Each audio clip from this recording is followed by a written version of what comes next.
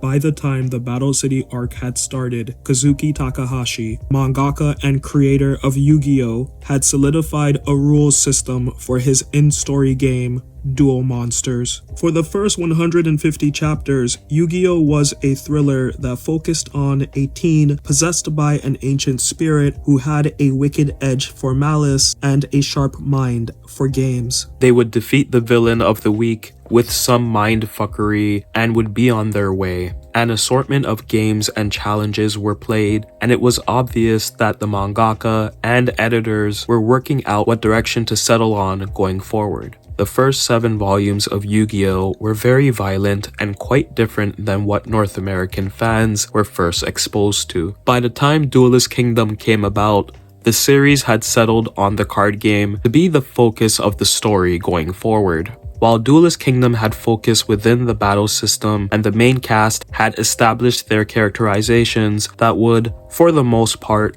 remain through the rest of the manga, the rules for Duel Monsters made no sense. Creative freedom is to be expected in a battle shonen, but when the opponents never throw a punch at one another, there needs to be a high attention to detail towards the game itself. Battle City not only solidified the rules of Duel Monsters, but it signaled Takahashi's commitment to the card game, while delving much deeper into the past of Yami Yugi. The introduction of Egyptian lore to the Yu-Gi-Oh! Universe was significant, but science fantasy was also introduced, downplaying the traditional fantasy and adventure-themed cards of Duelist Kingdom. Battle City was fresh, angular, turn of the century. The writing of Yu-Gi-Oh! Became much faster, with a flash and flair that coded every single chapter throughout this story arc. Kaiba puts an elaborate 90s blockbuster plan into motion, Battle City, a tournament that will sniff out the Egyptian god cards. After speaking with my baby mom's Ishizu Ishtar, he's requested to lure the rare hunters, shadowy rare card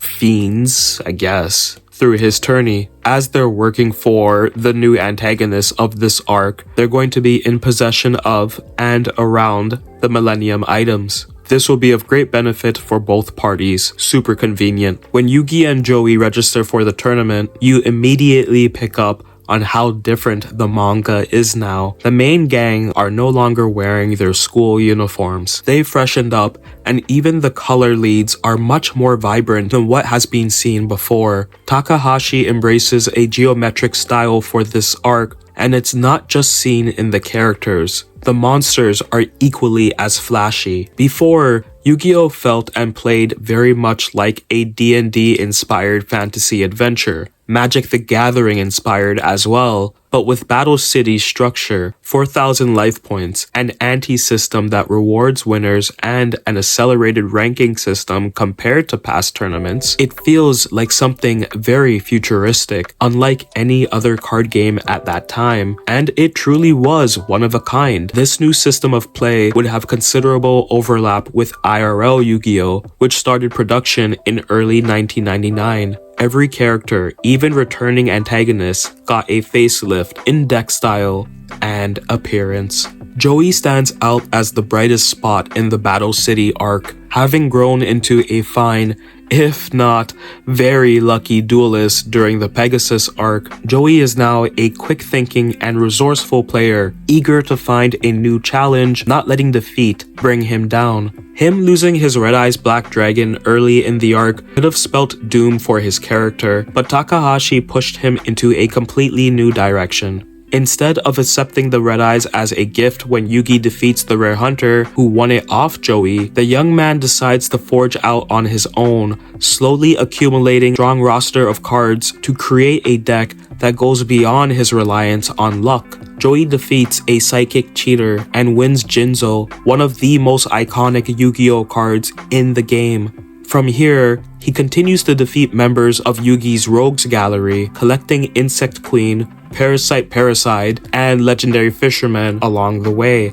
His new cards, Graceful and Skull Dice, Scapegoat, Panther Warrior, and Rocket Warrior show that he's learned how to win duels through other ways. Beatdown is fine, but Joey's control playstyle becomes more apparent. His duels are the best during Battle City, and his mind-controlled, climactic showdown against Yugi at the end of this arc is an amazing highlight for how a mangaka can keep a battle exciting even when the status quo won't shift, regardless of the supposed serious outcome of the match. Yugi and Kaiba, while not experiencing any real growth themselves, have a lot of interesting duels that are mostly focused around getting the god cards. Yugi and Yami's new deck is focused on spellcasters, and a mirror match against another dark magician user blesses the fanbase and otaku everywhere with one of the greatest anime girls of all time.